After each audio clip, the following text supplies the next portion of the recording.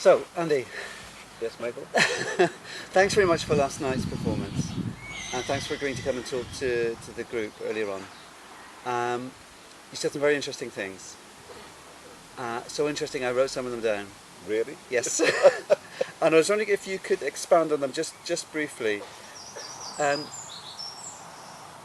Health and well-being is a big thing these days, and for example, there was a storytelling and health conference recently in Swansea, but you pointed out perhaps a missing link, which is the well-being benefits for the actual storyteller rather than those who are listening to the story. I was wondering if you'd like to expand a bit on that.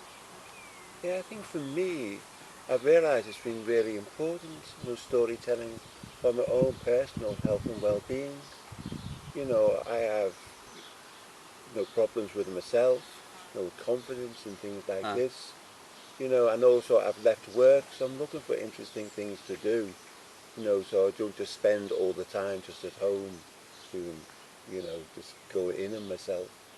And also the thing is, when I left work, I left a lot of social contacts behind. Yeah. So the work, so coming into the storytelling world, it means I've got a lot of new social contacts and come like this. But also it's given myself something interesting to do. It stimulates the mind. Yeah. And also the really interesting thing about it is that stories, as I say, stories can find you. Yeah. But why are those stories finding you? That's interesting. Yeah, Yes. what is it that's finding you? So it helps you to explore yourself. And as to why is the story finding me? And I sort of quite like stories, with this gentle male characters in. Yes. And I think, well, okay, this is interesting. And also I'm interested in stories that with his fathers and daughters. So that's exploring my own relationship. But I actually am a single father. Yeah. When the children got to a certain age, I brought them up. So it's helped me to explore that. Sure. It's an interesting thing to do. It's a thing you can do, isn't it? In your downtime, Yes. when you're driving along or whenever. It just keeps. I think it's a really useful tool. Great. Good. Thank you. Great answer. And there was something you were talking as well about. The note I made was it's to do with connection and authenticity rather than getting it right in terms of telling a story. Your contact with the people, that you're being yourself in front of other people and genuinely contacting those other people when you're telling. Yeah, I'm really interested in connecting with that audience.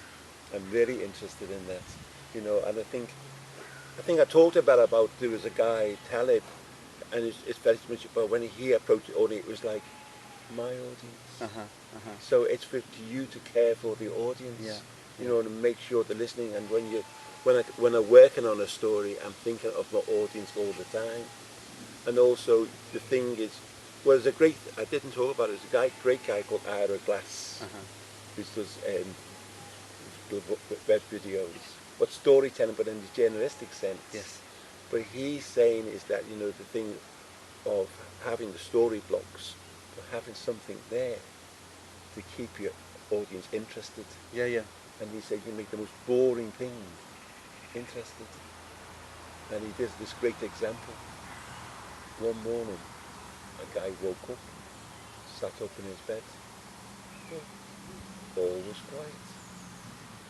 He went into the bathroom, brushed his teeth, but all was quiet. He went down into the kitchen, put the kettle on, made a cup of tea, and it was still quiet. We've stopped. You're interested? That's the most boring story, isn't it? It is. It's the most boring story. The guy just getting up, but you want to know. Yeah. Why? Yeah. It was quiet. Yeah. Yes. So that's the thing, isn't it? Having things. Always everything wondering. Every audience wondering what's going on. Yes, exactly. Great. Yeah. There's something else you mentioned, which Can I just go back on that? Do you mind? Go on then. Go. Yeah. So the other thing is that I just remember as a kid listening to listen with mother on the radio. Yeah. And the thing that they always started off with, Are you sitting comfortably? You know, then we'll begin. Yeah. And I think it's just a lovely thing, isn't it? You know, you're caring, aren't you? They're caring for the audience. Yes. Yeah. Are you sitting comfortably? You know, you're just checking in. Yeah. Exactly. Yeah, yeah. It's like I like it. You know, I like that to be connected with the audience, and also it allows you. As a result, you're never quite too sure what's going to happen. You know, and I like actually bouncing off an audience as well. Yes. Yeah, You know, yeah, something. yeah. You know, I don't know mind being heckled. You know what I mean? Brilliant. You know, but storytelling in Liverpool, you get heckled. Yeah. Yeah. Yeah. But it's great for the practice. Yes. Exactly. Exactly. Yeah. And it shows people are listening and pay attention. Well, that's right. That's right. It is. It's true.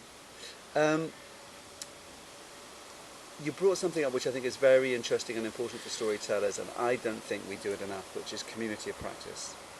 You were talking about how you used a certain book in order to work with a specific group of people and increase their kind of skill level and also their contact with storytelling as an art form.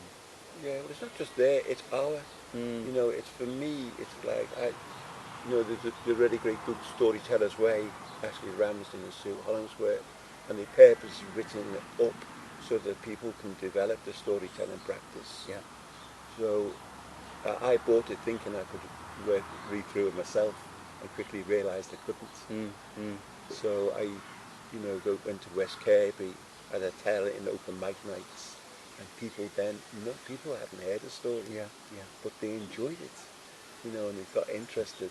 So I said, well, look, I've got this book, you know, and I'd like to, you know, to teach you from the book. So we meet once a fortnight, every Thursday morning for 2 hours.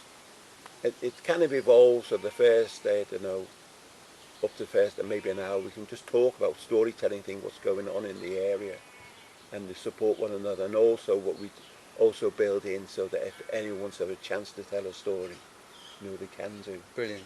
Brilliant. Yeah, and then we go onto the exercises. But it's great because we're all supporting one another, and things are evolving out of that. Exactly. You know, we do a story fest once a year. Ah, great. Yeah, so I also, before coming here, I did the storytelling set in West Kirby as a fundraiser for them. Right. Ah, brilliant. Yeah, yeah.